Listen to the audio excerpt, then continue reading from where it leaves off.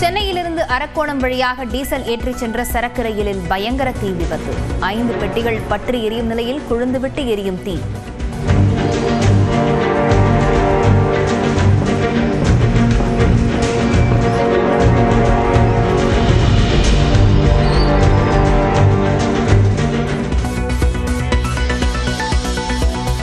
திருவள்ளூர் அருகே சரக்கு ரயில் பெட்டிகளில் பரவிய தீயை அணைக்கும் பணி தீவிரம். பல அடி உயரத்திற்கு புகைமூட்டம் இருப்பதால் சுற்றுச்சூழல் பாதிக்கப்படும் அபாயம்.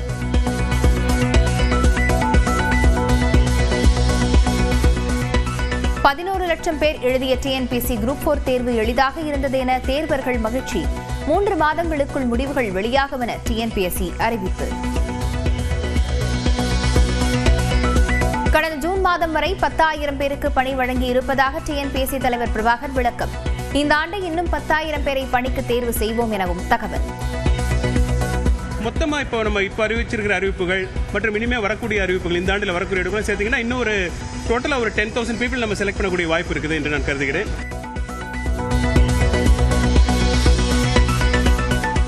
வடிவ இருக்கை முறையை பின்பற்ற பள்ளிகளுக்கு பள்ளிக்கல்வித்துறை இயக்குநர் அறிவுரை. மாணவர்கள் ஒருவருடன் ஒருவர் கலந்துரையாட முடியும் என நியூஸ் 18க்கு அமைச்சர் அன்பில் மகேஷ் பேட்டி. செஞ்சிக்கோட்டைக்கு யுனெஸ்கோ சின்னம் என்ற அங்கீகாரம் கிடைத்தது பெருமகிழ்ச்சி. தமிழ்நாட்டின் கலாச்சார பாரம்பரியத்திற்கு பெருமிதமான தருணம் என முதலமைச்சர் ஸ்டாலின் எக்ஸ் பக்கத்தில் பதிவு.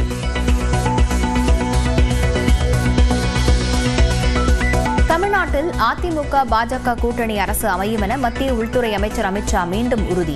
தனிப்பெரும்பான்மையுடன் அதிமுக ஆட்சி அமைக்கும் என எடப்பாடி பழனிசாமி திட்டவட்டம். சட்டமன்ற தேர்தலில் அனைத்து இந்திய அண்ணா திராவிட முன்னேற்ற கழக கூட்டணி அதிமுக பெரும்பான்மையான இடங்களிலே வெற்றி பெற்று தனி பெரும்பான்மையோடு ஆட்சி அமைக்கும். அதுக்கு இங்க இருக்கிற பண்ருட்டியில் இருக்கிற நகர மக்களே சாட்சி. நடிகர்கள் ஸ்ரீகாந்தும் கிருஷ்ணாவும் போதைப் பொருள் பயன்படுத்தியதுடன் மற்றவர்களுக்கும் விற்றுள்ளனர். சென்னை காவல் ஆணையர் அருண் விளக்கம்.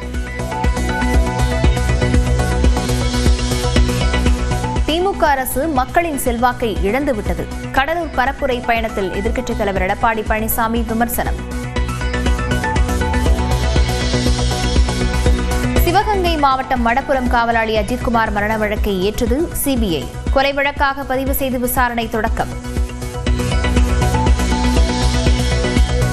லாக்அப் மரணங்களால் பாதிக்கப்பட்ட குடும்பத்தினரை பனையூரில் சந்தித்த தாவேகா தலைவர் விஜய். கட்சி தொடங்கிய பிறகு முதல் முறையாக சென்னையில் இன்று நடைபெறுகிறது விஜய் தலைமையில் ஆர்ப்பாட்டம். எல்லை தாண்டி மீன் பிடித்ததாக கூறி ராமேஸ்வரம் மீனவர்கள் 7 பேரை சிறைப்பிடித்த இலங்கை கடற்படை. ஒரு படகையும் பறிமுதல் செய்து காங்கேசன்துறை கடற்படை முகாமிற்கு அழைத்துச் சென்றனர். சென்னையில் 2வது நாளாக வெளுத்து வாங்கிய மழை.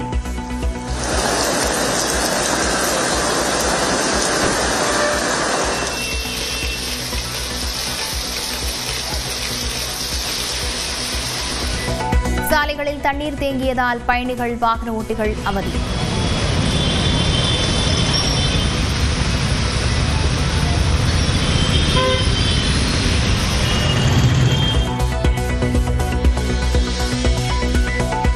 தமிழ்நாடு மற்றும் புதுச்சேரியில் 17 இடங்களில் சதமடித்த வெயில். அதிகபட்சமாக மதுரையில் 107 டிகிரி ஃபாரன்ஹீட் வெப்பம் பதிவு.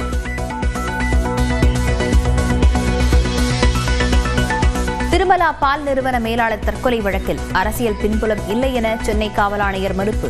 உயிரிழந்த நவீன் பொலினேனியை துணை ஆணையர் பாண்டியராஜன் மிரட்டியதாக எந்த புகாரும் இல்லை எனவும் திட்டவட்டம்.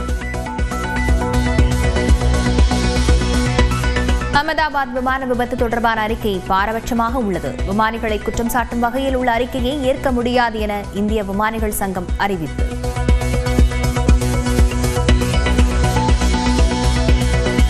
சாமி, திருப்பாச்சி உள்ளிட்ட படங்களில் வில்லனாக நடித்து மிரட்டிய பிரபல நடிகர் கோட்டா ஸ்ரீனிவாச ராவ் மரணம். உடல்நலக்குறைவால் ஹைதராபாத்தில் சிகிச்சையில் இருந்த நிலையில் காலமானார்.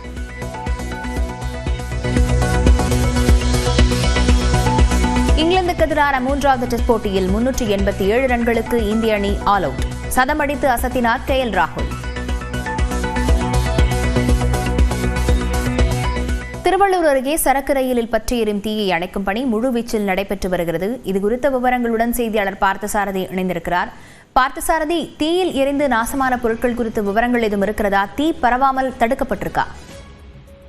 அதாவது லாவண்யா, இன்று சென்னையிலிருந்து அரக்கோணம் ரயில் மார்க்கம் வழியாக சென்ற டீசல் ஏற்றி சென்ற சரக்கு ரயில் ஒன்று திருவள்ளூர் ரயில் நிலையத்தை கடந்ததும் திடீரென தீப்பற்றி எரிந்தது. இதில் நல்வாய்ப்பாக அந்த ரயிலின் என்ஜின் பெட்டி மற்றும் அதன் அருகில் இருந்த ஒரு பெட்டியும் பத்திரமாக மீட்கப்பட்டு முன்னாடி சென்றுகின்றது. அதற்கு அடுத்து இருந்த 5 பெட்டிகள் தற்போது தீப்பிடித்து மலமளவென எரிந்து வருகிறது. 5 மணிக்கு பிடித்த தீயானது தற்போது வரை கொழுந்து விட்டு எரிந்து வருகிறது. இதனால் மிகப்பெரிய ஒரு சுற்றுச்சூழல் பாதிப்பும் அப்பகுதியில் ஏற்பட்டு சென்னை வரை அந்த புகை மூட்டத்தை காணக்கூடிய ஒரு சூழல் நம்மால் பார்க்க முடிகிறது. அதே போன்று தொடர்ந்து தீ அணைக்கும் பணியில் தீயணைப்பு வீரர்கள் ஈடுபட்டு வருகின்றனர். இந்த தீயை அணைப்பதற்கு போதிய நுரைவகை தீ அணைப்பான் இல்லாததால் அதை அம்பத்தூர், கும்முடிப்பூண்டி போன்ற இடங்களில் இருந்து கொண்டு வந்து அணைப்பதற்கான பணியில் தீயணைப்பு துறையினர் ஈடுபட்டு வருகின்றனர். சம்பவ இடத்தில் எஸ்பி சீனிவாச பெருமாள் ஆய்வு செய்தார். அவர் ஆய்வுக்கு வந்தபோது திடீரென மின்சார கம்பிகள் அருந்து விழுந்த காட்சிகளும் நம்மால் காண முடிந்தது.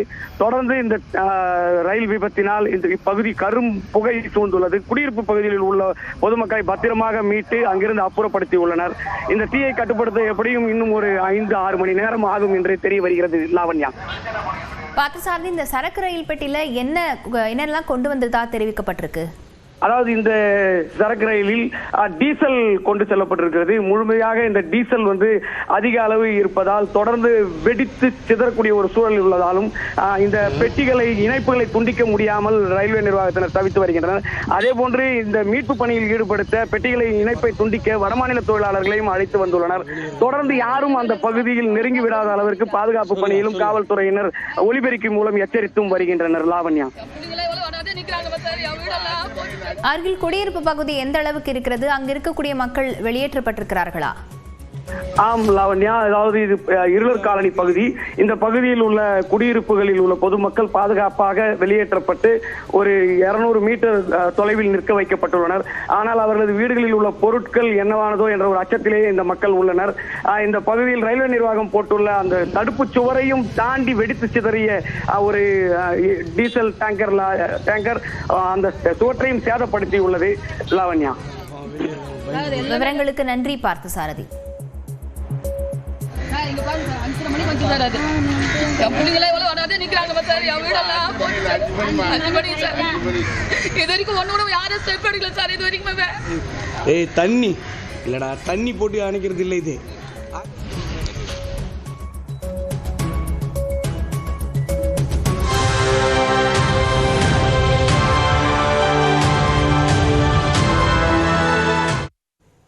தமிழ்நாட்டில் கூட்டணி ஆட்சிதான் அமையும் என்று மத்திய அமைச்சர் அமித்ஷா மீண்டும் திட்டவட்டமாக தெரிவித்திருக்கும் நிலையில் பெரும்பான்மையுடன் வெற்றி பெற்று அதிமுக ஆட்சி அமைக்கும் என அதிமுக பொதுச் செயலாளர் எடப்பாடி பழனிசாமி கூறியுள்ளார்.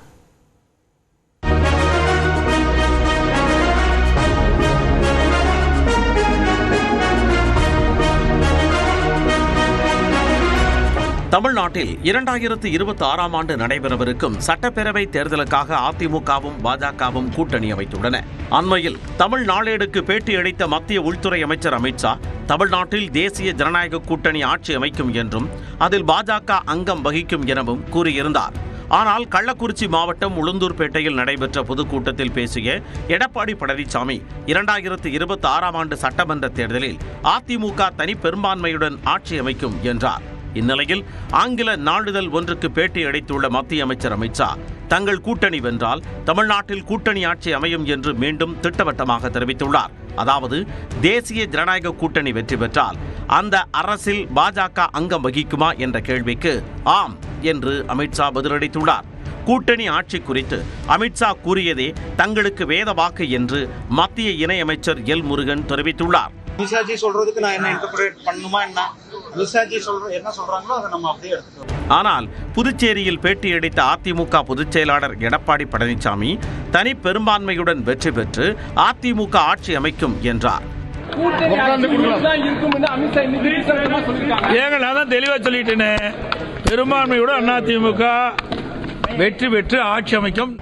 அமித்ஷா, எடப்பாடி பழனிசாமி ஆகியோரில் யார் சொல்வது ஏற்பது என்று கேள்வி எழுப்பியுள்ள மூத்த பத்திரிகையாளர் பிரியன், கூட்டணி ஆட்சி விவகாரத்தில் தெளிவான முடிவை அறிவிக்காமல் எடப்பாடி பழனிசாமி சுற்றுப்பயணம் மேற்கொள்வதில் பயனிருக்காது என்றும் கூறியுள்ளார்.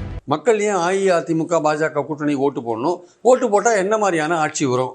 அது அதிமுக ஆட்சியா இல்லை பாஜகவும் பங்கு பெறும் கூட்டணி ஆட்சியா? இதற்கு பதில் சொல்லாமல் நீங்கள் உங்கள் பயணத்தை தொடர்ந்தீர்கள் என்றால் தமிழ்நாட்டு மக்களுக்கு ஒரு தெளிவான ஒரு விஷயம் கிடைக்காது. அது உங்களுக்கு ஒரு பின்னடைவை கொடுக்கும் என்பது என் கருத்து.